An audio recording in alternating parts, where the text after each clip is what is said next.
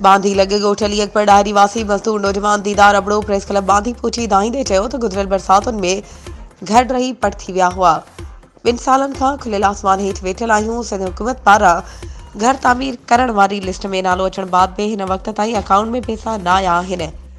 हुन वधीक चयो त सख़्त सीअ में ॾींहुं राति खुलियल आसमान हेठि पर वक़्तु गुज़ारण ते मजबूर आहियूं।